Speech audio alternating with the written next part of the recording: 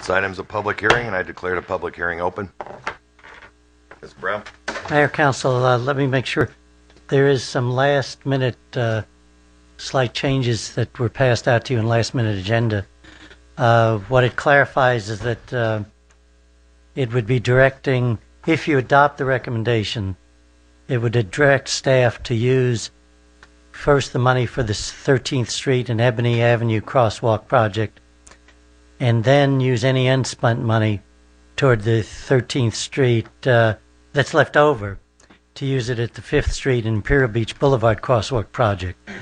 And then Mr. Levine pointed out to me, to make sure there's an understanding, we would be completing construction on the 13th Street crosswalk. The rest of the money is likely to be sufficient to do the design work for 5th Street and IB Boulevard, but not get into any construction. And we just wanted to make sure that, because I actually misunderstood it myself.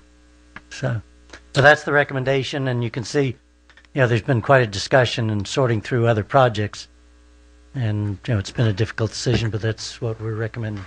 Thank you. I do have one public speaker slip, Mr. O'Neill.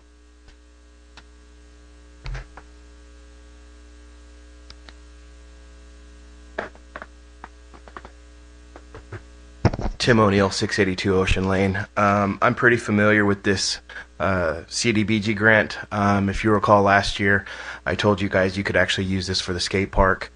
So I do kind of take pride in having a little bit of background on this agenda item. If you would have asked me about a month ago which project I would have liked to have seen get this money, I would have said the music center at the recreation department, up at the sports park, excuse me. But after hearing your comments, Mr. Janey, about a month ago, it's hard to deny a crosswalk for the kids down at 13th and Ebony. So I just wanted to support that. But in the meantime, I would like to ask if there's a way that we can come up with some sort of committee. I've seen the music equipment they have at the sports park. It's archaic. It's not good enough for the kids. Mr. Coates has a tremendous amount of pride, takes a tremendous amount of pride down there at the sports park, and I would like to see them find a way to get an upgrade to that equipment, because it is somewhat archaic. So I'm offering my services to that. But I do agree with the crosswalk. Thank you. Thank you. Any other comments on this item? I close the public hearing. Any more questions for this thing? Then I entertain a motion to adopt the resolution 2010-6953 requesting this money for this crosswalks. We have a motion and a second. Could we please vote?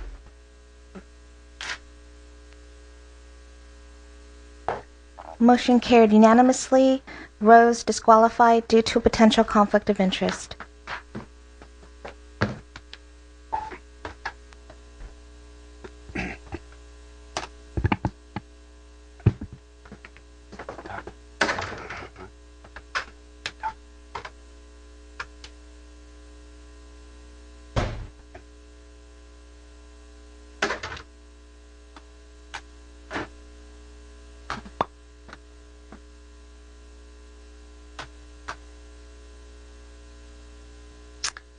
Moving on to item 6.1, Mr. Brown. Based on council's direction on the commercial zoning review, Mr. Wade and the consultants held 2 public hearings, has received feedback, and we're at the point now that we'd like to recommend approval of the draft that was circulated in the community, as well as the specific choice on the setback requirement. And I just would like Mr. Wade to go over those details, and the next steps, once we get that, this document would then be forming a work program for putting the specific ideas in this document into both ordinance form and amendment to our plan. Mr. Wade. Thank you, Manager Brown, Mayor, and members of the council. I won't go into too much detail about the two workshops. They were held, both, and just a little bit of background, on September 28th and October 7th. Both workshops carried out the same format, the same general format, with a presentation, a PowerPoint presentation, actually preceded by an open house at which boards of all the documents and prototypes were visible, and the staff and consultants were available to answer questions. There was a presentation, an overview, question and answer period, and then another open house with 3 stations at which various recommendations were provided, the prototypes, the land use tables, things like that, and staff and consultants were again available to answer questions. Among the two, between the two workshops, there was approximately a total of 30 participants. And we had several comments that were noted on easels. We also had provided comment cards that were, some of which were filled out and returned to staff. And we compiled all the information and comments. They're provided in the attached document, which is an overview of the workshops. And based on the comments, while there were some interesting comments, and we've tried to itemize them within the staff report as well, there was general support. General broad support for the commercial zoning review recommendations. One of the issues that going into the workshop we were attempting to come up with in terms of a formal recommendation was for setbacks, and specifically the setback requirements in the CMU or proposed CMU2 zone, currently today called the C2 zone. And those are in the PowerPoint slide in front of you. There were some options that we were asked to put forward, option 1, 2, and 3, the first being a 10-foot rear yard setback from properties abutting residentially zoned property, and again, this is specific to the C2 or proposed to be CMU2 zone. Another option would be a 10-foot rear yard setback for properties abutting any property zoned R1 6000, that being a single-family residential zone. And then a third option, a 10-foot rear yard setback for properties only on the north side of Palm Avenue. And so those were the options. There was general support for option number 1, that being a 10-foot rear yard setback from properties abutting residentially zoned property. I want to make it clear that the recommendation as you see it in this slide, 10-foot rear yard setback, is the accurate recommendation in the staff report. I believe the word rear yard is omitted, so I wanted to make that clear.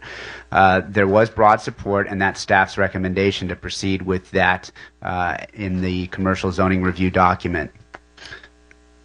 The step back requirements I show here again, there's also broad support from those. There was some comments, there were a variety of different comments on all the development regulations, whether it be height, some opposed to any height increases, some supporting higher height increases than we're recommending today.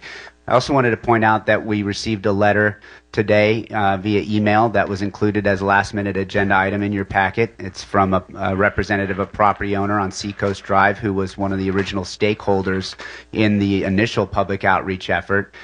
Supportive of the commercial zoning review recommendations in general, and was sort of leaning towards the side of more development flexibility than less. And I just wanted to point out that you have that letter in your packet that was submitted today. So there, as I mentioned, again, broad support, and you can look in the staff report to see some of the specific comments with respect to design guidelines, building heights. There was general support for the first floor ceiling height, 15 feet. There were some concerns expressed about parking. However, again, there was nothing in the way of adamant opposition or group opposition to any of the recommendations, and there was broad support for most, if not all of them, as well as support for this 10-foot rear yard setback recommendation for the C2 zone, and what we're proposing to call the CM2 zone. CMU2. Speaking of the CMU2 zone, one thing I wanted to make clear, and we pointed it out in the staff report, I don't know that we'd call it an oversight, but in the current C2 zone, there is an MU2 overlay zone. That's the single-family zone right along the beach, between Ocean Lane and the beach, within which it was expected over the years there'd be a transition from what is today a historically single-family zone into commercial use. There was, at the outset of our when we initially brought this forward to design review and city council, there was quite a few residents who came out in opposition to getting rid of that MU2 overlay zone altogether. With that strong opposition, the council supported keeping what we're calling a residential overlay zone in that area between Ocean Lane and the beach. That specific zone today has these specific yard and height requirements that apply to it under today's zoning, and you see them there. For residential use, it's 5 feet from Ocean Lane, 5 foot side yard, and 10 feet from Ocean Boulevard, which is the paper street along the beach. For commercial uses with a CUP, it's Ocean Lane 0 feet, side yard 15 feet, and from Ocean Boulevard, the beach, 10 feet. And the height restrictions in that overlay zone today are 2 stories or 26 feet for residential use. And for commercial uses through a CUP, you can go up to 30 feet or 3 stories. It is our recommendation that those remain in place with the residential overlay zone. Again, it's just a continuity of keeping that overlay zone in place with the applicable development guidelines that exist today, and that would be our recommendation. Please, Rose. If we could go back to that slide for a minute. Why, I'm just asking the question, for the commercial uses, why would they need a conditional use permit if we're... That is something that is currently required today. In the MU overlay? Yes. Only? Only in the overlay. Okay, okay. So why wouldn't the setbacks that we've established for the rest of Seacoast Drive apply here? They could, if that's the recommendation of council. We just felt